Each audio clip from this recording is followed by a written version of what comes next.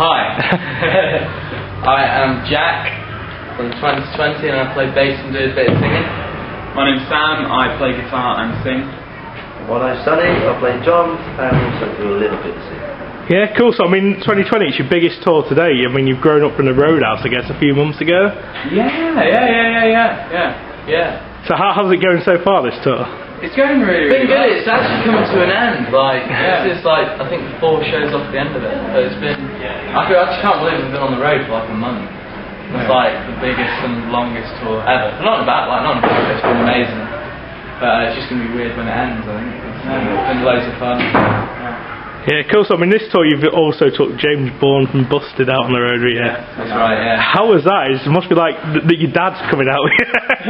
It's really cool, like obviously we grew up in the era when obviously Busted were around and Son of Bill, and it's kind of cool actually because his management actually rang our management up and asked us as opposed to the other way around, so it was nice that he thought of us as a band that he would like to tour with as well, so, and he's a really nice guy, really nice, and he's just been so much fun. He's got the crowd going and they love him because they know we're Busted and stuff, so it's been really good fun. Yeah, cool. So, I mean, you got him away from America, I guess. We had to bring him to the bad weather. We couldn't have him being in the nice weather. No, he's got to come and tour in the worst month. I mean, next year, obviously, guitar music's coming back apparently, away from synth pop and everything like that. Oh right. Well, that's good. That's good for us. Honestly, we're just kind of doing what we do, and we appreciate that a lot of people like it. And if it's coming back, then that's great. We're proud to be a part of it. So. Yeah, I mean, how did it feel when you first started? Because I guess you were kind of out of fashion with what's going on when you first started. I think the thing was when we first started, we were more of an underground kind of pop punk band, and we kind of very quickly kind of grew out.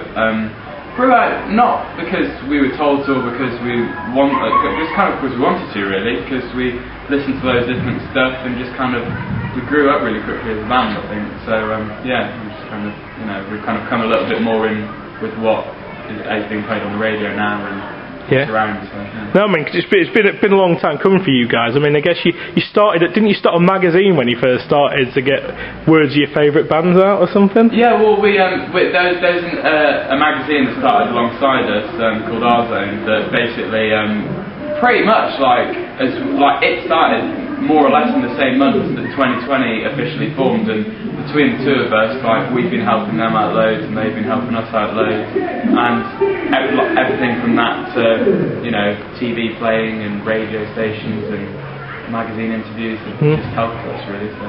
Yeah, cool. So I mean, where did the name come from? Because 2020 when I was a kid was basically vodka drink, which was absolutely vile. I've heard it's bad. For some reason it's a bad drink. It was pre. Is it no surprise it's not around today? It was disgusting. It was pre-hooch and pre-alcopop, so it was like a bad alcopop.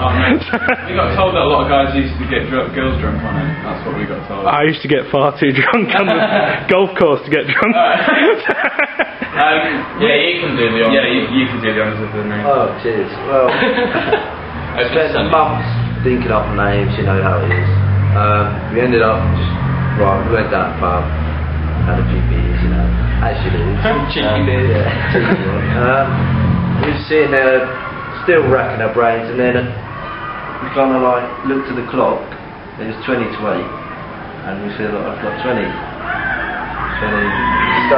next to 20, 2020 sounds quite cool. And we were like, sounds good. We were like, I'll stick with it for now, and then we will think of something to get to the better, and then we've just grown to really like it. Yeah. We were like, when we first came up with it, we were like, yeah, that's alright, we'll just stick with that for now until we find something better. And then it got to the point where people were like, okay, well, we need to put a name on a t-shirt for people want to buy posters and stuff, so we were like, it sticks. We need to put a name on a t-shirt for people to buy posters and stuff. No, we do it buy and posters and stuff. Right. So we have to come up with a name, as far as that we can send off to various, management. It is a weird way we got to. We had sleepless nights thinking of names because it needs to be right. And to be honest, it's always a thing that's Like, because we came up with loads and loads of names, but What are the dodgiest names you came up with? I can't even remember. There's a list. The dodgiest one that I can remember is actually my list. I'll take the black one. It was really bad. It was Heads and Tails, but Tails wasn't spelled T-A-I-L. It was T-A-L-E-S because it was like a play on the two. That's how bad the name was. So maybe it's a good job we stuck with 2020. Yeah, cool. Anyone, if they're watching this and wants to start a guitar pop band, is more than welcome to use that name. Cool. So I mean, you played with a few bands over the past few months. McFly, The Saturday, Selena Gomez. Yeah, that's right. Which has been the fave and which has been least fave? They've all been amazing. Like, obviously, like going by what we do, obviously McFly kind of down our street, if that makes sense. So it's really cool playing with them. But at the same time, like we played with Scanning for Girls as well. Selena Gomez, Saturday. Scanning for Girls was one of my favourites, just because they were like, we got called in very last minute, like the night before, and got told to drive up to Liverpool to support them, and they were honestly nicest guys I've ever met. Like, considering they've had number ones and top 40s coming out of their ears, they are the nicest guys in music. So it's really nice. Cool. Do you have a lot of selection of bands that come out with you? Yeah, well, obviously, like our promoters and agents and management, there'll be certain bands where they'll kind of put forward or suggest, but I don't think we'd ever tour with a band that we didn't want. Do you know what I mean? So we love the bands that tour with us. Yeah, New Cities, I think it was last one was really good. Very nice guys as well. Very nice. Yeah, cool. So I mean, fans obviously, you spend a lot of time chatting to them as we just seen. Yeah. I mean, but all good. Yeah. Like we like keeping the relationship. We love all the fans. They will get. It's the least we can do, really. Well, they're what we stand for. Yeah. If there was no fans, then there's no us. Really. I don't want to be one of those bands that kind of just plays a show, walks onto their tour bus and buggers off in 10 minutes. It doesn't bode well for us. So It's why we can actually get close to that band. And we even annoy some people at venues as well when we play bigger shows and just go out and meet everyone anyway. So Cause a bit of havoc. No, that's the thing about your genre is that you do go out and meet the fans, whereas you get indie bands that are a bit up their own arse. Yeah. Well, we always say at the end of the day we can't tour, and no band, whether you're playing O2 Arena or whether you're playing the Academy 3, can play if they don't have fans come and watch them. So the least we can do is say hi. Yeah. So who's the most hardcore fan? Have you got any particularly Got a hard? load of hardcore fans. We've got like a group of like hardcore fans that follow us around the country. It's really nice actually. You see them when they turn up at the majority of shows. We've got kind of like a select few people that we always recognise. So. Yeah. Do you travel you sort of every single date you do on the tour? Pretty much. There's been some on this tour that have been to the best part of 8 or 10 shows. Yeah. Yeah, So- that's madness. That's wicked. It's really cool. It's really cool. Yeah, cool. So I mean, what advice would you give to young bands out there, sort of starting like you did a few years back?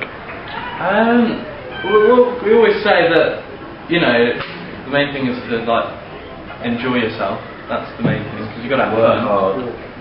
Nothing comes without hard work, and like I know, like Sonny says, like that I think some people are disillusioned in the fact that kind of playing shows just suddenly happens, or some big hand comes and picks you up and puts you there, and it doesn't quite work like that. People don't think and you've got to work hard. But the plus side is when you work hard and you do it, you get to enjoy some of the best times you'll have as a band. So. Yeah, cool. So I mean, what's the future for you guys? You've done DVD, you've done singles. Yeah. Anything else coming up before Christmas?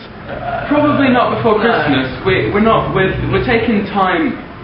We're taking time out from touring. So we've done a lot of touring this year, and we're taking time out in the best way possible to do a lot more writing, work with a lot of different people, and hopefully come out with some new stuff and some new exciting things in the beginning of 2011. So that's all we can say for now. Cool. So you're not going to split like Go Audio or Saving Amy? No. A lot of people have been worried because we've been saying on stage each night, thanks for coming along to a headline show. We're not going to be doing another headline tour for quite a few months now. And we're going, oh no, but we're not. It's very exciting. The next phase. Yeah, the next phase is 2020 back tonight. So. Yeah. Cool.